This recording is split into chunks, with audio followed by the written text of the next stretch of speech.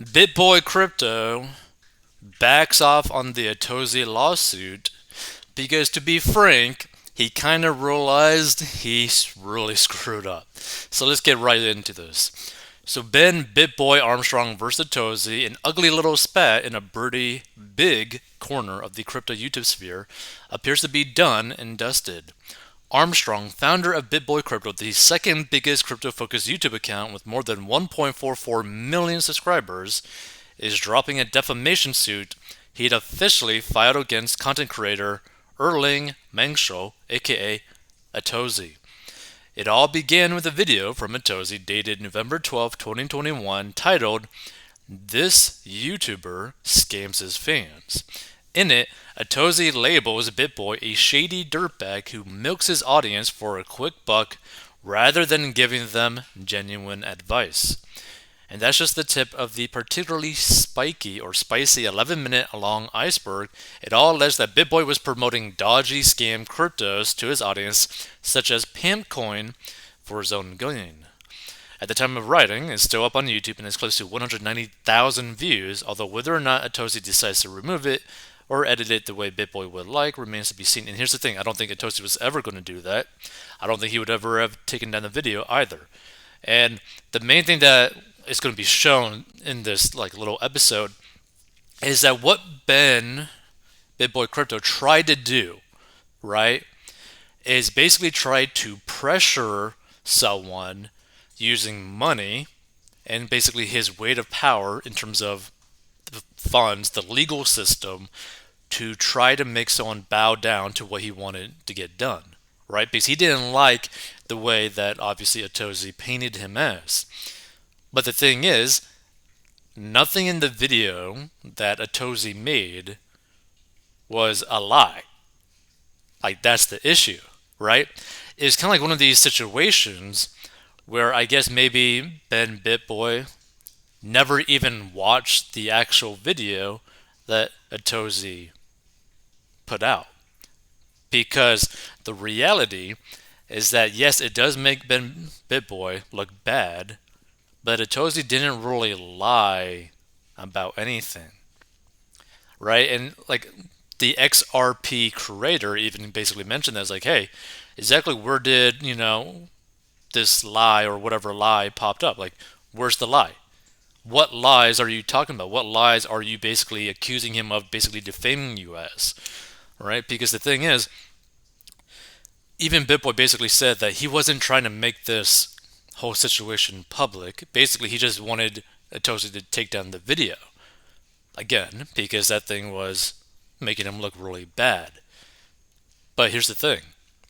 You might be able to pull something off like that against like a YouTuber with basically no following, has no money, but you, I guess, were maybe too foolish or maybe didn't even have the energy to spend looking at the channel that you were basically trying to attack, which was, oh yeah, this dude has a lot of people following him that truly love his content and would defend him. And the fact that you think that a commentary channel is going to shut up about something that's happening to them because of commentary that they made, come on.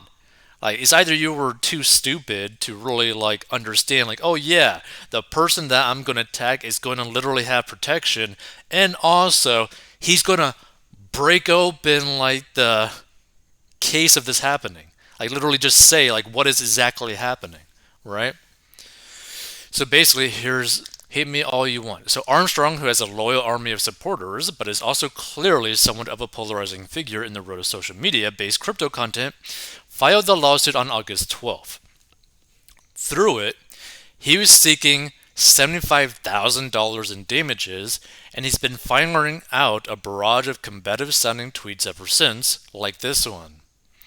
And he says, "You can't literally make up lies and accusations about people. There are consequences for this because you tell two truths and one lie. That doesn't excuse the lie. Hate me all you want, but at the end of the day, people will be held accountable for lies and slander, period." And he also puts this, "When will folks figure out everything you try to do to hurt me only helps me? That has to be so frustrating. I just keep winning, and the wins are only about to get bigger. Ba-ba-ba-ba. But BitBoy Armstrong has now shelved the complaint after Atozi managed to raise more than $200,000 for his defense. Clearly, a pleasant shock for the latter.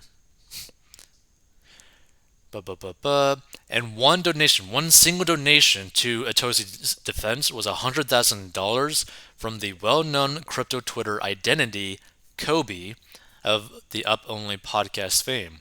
In fact, Kobe has also highlighted at least one BitBoy video in the past in not the most flattering light, but apparently Stockhead will leave that alone. So, from Atozi, from what I've heard, BitBoy will be pulling the lawsuit. I'm blown away from the support. In less than 24 hours, we raised roughly $200,000. Once I have the confirmation is officially pulled, I will be refunding everyone who donated. Thank you guys for saving me. Right? See, this is the thing. This is the thing. When you have someone with a massive following, where his following loves him, to attack that person in like a really blatant way, in a really stupid way, is not going to work out well, right? Let's see. So, in one of his regular live streams below, Armstrong explained that his aim for the lawsuit was for Atozi to take down the video, making it clear that it was never his preference for all this to actually reach court proceedings. In reference to the coin Pamp, which rug pulled about 4 months after BitBoy Crypto made a video about it, which isn't really surprising, he said that the project changed the smart contract he and his team of researchers initially reviewed. I care about my community. I never want to do wrong by my fans, said Armstrong, making it clear that his channel no longer does sponsored videos, partly to avoid the sorts of accusations that he feels have unfairly come his way. This is the thing, though, right? Because I don't think Atozi was the only person that actually made a video about BitBoy and basically his sponsorships of like coins that are questionable, right? And I believe BitBoy was like charging like $40,000 for like a coin review or product review on his stuff. It's like, hey, there's a lot of potential issues getting paid to review basically financial products, right? Like it gets really weird, right? And shady, potentially. He also said that Atozi has effectively won now that the decision has been made to pull the lawsuit. Atozi, you won, you're the winner here, I'm the loser, Armstrong conceded. Meanwhile, Atozi has tweeted inferring that he won't be fully satisfied until the lawsuit is dismissed with prejudice, which would prevent BitBoy from refiling should he choose to do so, which to be fair seems unlikely.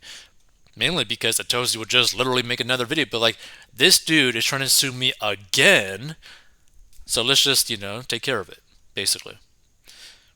So if at BitBoy Crypto has really directed his lawyer to dismiss the lawsuit against me, he should prove that it's happened by posting a copy of the dismissal with prejudice of all claims against me.